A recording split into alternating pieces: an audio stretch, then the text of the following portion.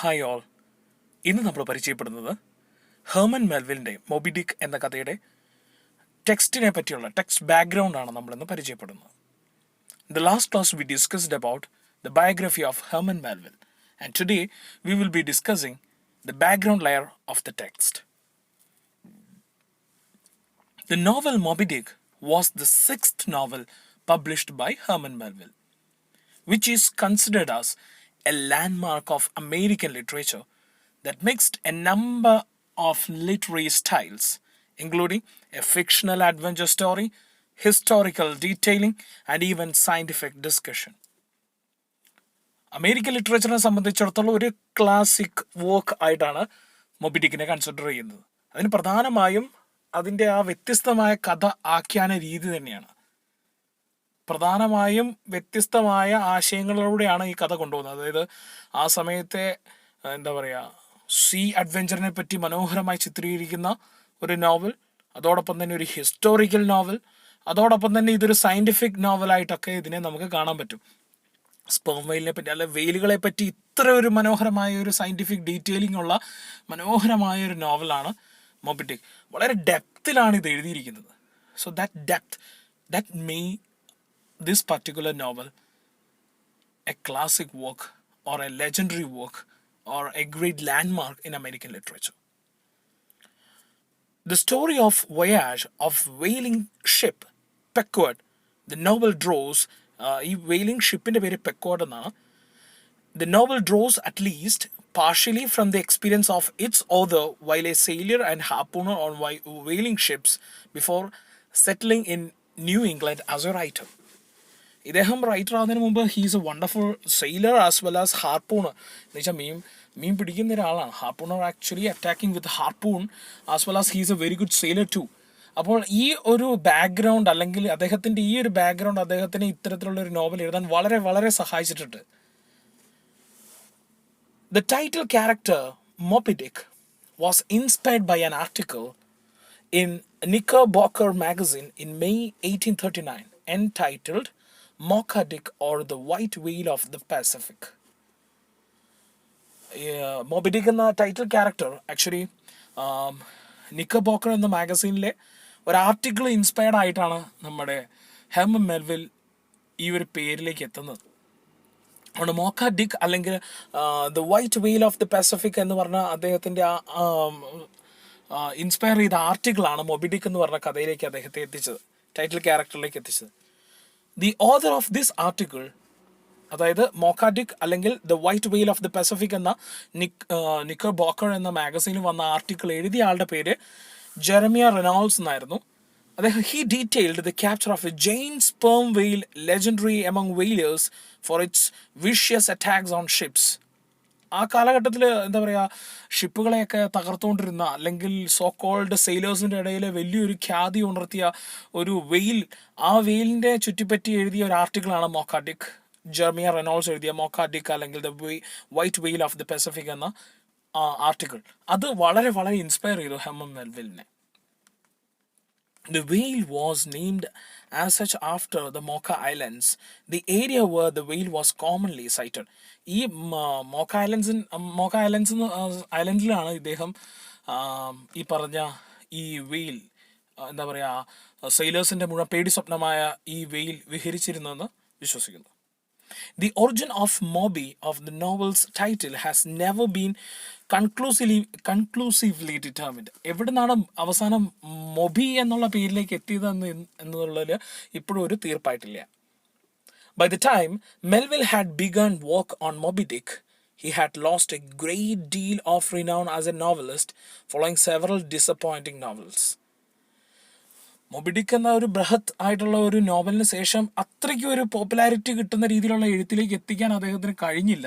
വളരെ ഡിസപ്പോയിൻറ്റിങ് ആയിരുന്നു as A writer.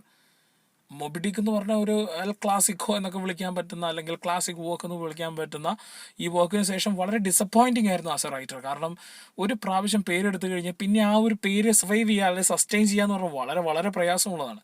So his life shows that. He intended Moby Dick as a return to the type of adventure stories such as Typee and Omo. ഞാൻ നേരത്തെ പറഞ്ഞു ടൈപ്പിയും ഓമോ ഒക്കെ അദ്ദേഹത്തിൻ്റെ ആ ഒരു അഡ്വഞ്ചർ നേച്ചർ ഉണർത്തുന്ന അതേപോലത്തെ ഒരു സ്റ്റോറീസ് തന്നെയാണ് ഈ ടൈപ്പും ഓമോ ഒക്കെ. And that made his reputation. But the novel instead took A different turn. ഈ മൊബിഡിക്കും അദ്ദേഹം വിചാരിച്ചു ആ ടൈപ്പ് ഓമോ പോലെ തന്നെ വളരെ ഖ്യാതിയിലേക്ക് എത്തുമെന്ന് വിചാരിച്ചു. പക്ഷേ in his letters he describe the novel as A romantic and fanciful adventure. അത് വളരെ ഇമ്പോർട്ടൻ്റ് ആണ് കേട്ടോ. This particular novel is romantic as well as fanciful adventure ആണ്. Yet the final novel took a far different turn. During this time, Melville had become deeply influenced by his author and neighbor Nathaniel Hawthorne, whose cynical and imposing works bear some tragic epic that Melville produced. It can also be. അപ്പോൾ ഇവിടെ നിന്നല്ല നമുക്ക് ഓരോ കാര്യങ്ങൾ മനസ്സിലാവും. Herman Melville ആദ്യം describe ചെയ്തതൊരു romantic as well as fanciful adventure ആണെന്ന് പറഞ്ഞു. പിന്നീട് ഹോത്തോണിൻ്റെ ഇൻഫ്ലുവൻസ് വഴിയായിട്ട് ഇതൊരു ട്രാജിക് എപ്പിക് ആയിട്ട് മാറി. അപ്പോൾ ഇതെല്ലാത്തിൻ്റെ ഒരു ബ്ലെൻഡിങ് ആണ് ആക്ച്വലി ദിസ് പർട്ടിക്കുലർ നോവൽ. ടൈപ്പി ഞാൻ പറഞ്ഞതിൽ ഒരു കാര്യം വ്യക്തമായിട്ട് മനസ്സിലാക്കണം. ടൈപ്പിയും ഓമോ പോലെ അത്രയും ഒരു ഖ്യാതി നേടിക്കൊടുക്കാൻ ഈ പറഞ്ഞ നോവലിന് സാധിച്ചുമില്ല. ഈ നോവലിന് ശേഷം അദ്ദേഹം ഒരു ഡിസപ്പോയിൻറ്റിങ് റൈറ്ററായി മാറുകയും കൂടെ ചെയ്തു. അപ്പോൾ എന്താ പറയുക, ഒരു വലിയൊരു ഗ്രാഫ് നോക്കുകയാണെങ്കിൽ ഉന്നതങ്ങളിലേക്കല്ല മെൽവിൽ പോയത്. Shifting away from the romantic adventure he had promised his publisher, influenced by Shakespeare and Hawthorne, Melville delivered instead a bleak and digressive narrative. അദ്ദേഹത്തിൻ്റെ ആ ഒരു എന്താ പറയുക, റൊമാൻറ്റിക് അഡ്വഞ്ചർ എന്നുള്ള രീതിയിൽ അദ്ദേഹം എഴുതിക്കൊണ്ടിരുന്ന ആ ഒരു ശൈലിയിൽ നിന്നുള്ള മാറ്റമാണ് പിന്നീട് നമ്മുടെ ഈ ഹോത്തോൺ ഇൻഫ്ലുവൻസ് വഴിയായിട്ട് സംഭവിച്ചത്. ഷേക്സ്പിയറിൻ്റെയും ഹോത്തോണിൻ്റെയും ഇൻഫ്ലുവൻസ് വഴിയായിട്ട് അദ്ദേഹത്തിൻ്റെ വേ ഓഫ് നാരേറ്റീവിൽ സംഭവിച്ചത്. The first publication of Moby Dick was in London in October 1851, entitled The Whale. അപ്പോൾ മൊബി ഡിക്കിൻ്റെ മറ്റൊരു പേര് The Whale എന്നാണ് കേട്ടോ. The novel was published in 3 volumes and was censored for some of its political and moral content. ആദ്യം ഇതിൽ കുറച്ച് censoring ഒക്കെ വന്നിരുന്നു. Political as well as moral കണ്ടന്റിൻ്റെ പേരിൽ കുറച്ച് സെൻസറിങ് ഒക്കെ വന്നിരുന്നു.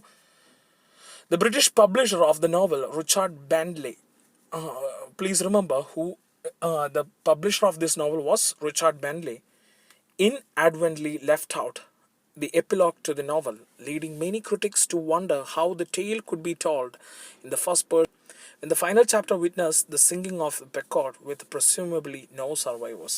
അതുകൊണ്ടാണ് ഞാൻ നേരത്തെ പറഞ്ഞിരുന്നു this is A tragic EPIC ആയിട്ടാണ് കൺസിഡർ ചെയ്യുന്നത്. It is also consider as A tragic EPIC. The first American publication of the novel came the following month.